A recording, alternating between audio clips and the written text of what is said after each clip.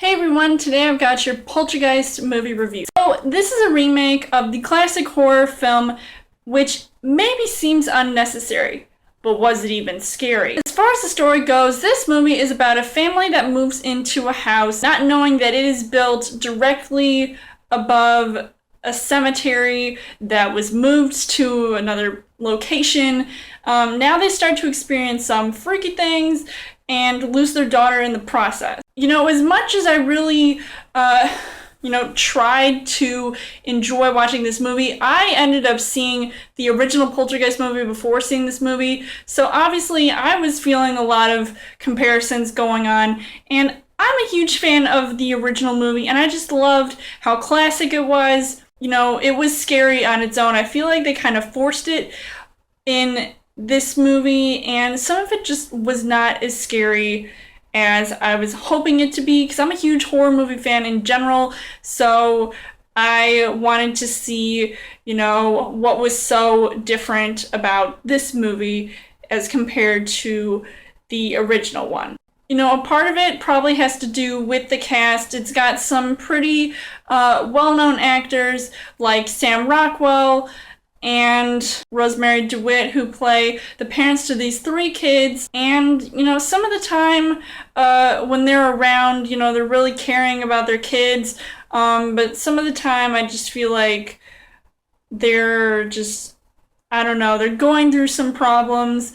So they're kind of distant from their kids and letting their kids sort of explore this house on their own and experiencing these events and just paranormal activity. When they lose the daughter, who is basically no Heather O'Rourke. I mean, Heather O'Rourke in the original Poltergeist, she was cute, she was, very vulnerable and innocent, and I feel like in this movie, they didn't really play it off too much, and it just didn't resonate with me as much as the original movie had. I didn't really appreciate the acting going on in this movie.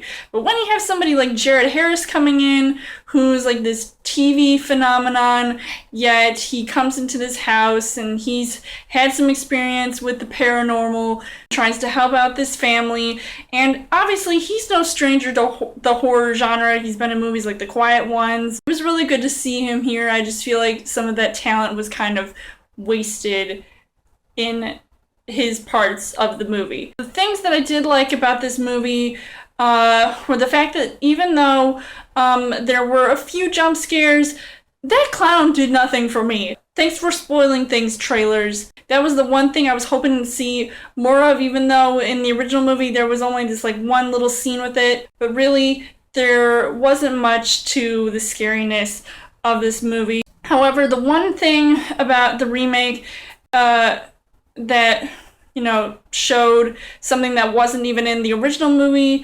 was when there's that bad place that the little girl goes to, and it has all these dead things in there. So it was really cool to see what that actually looked like instead of using your imagination to see what that might have looked like.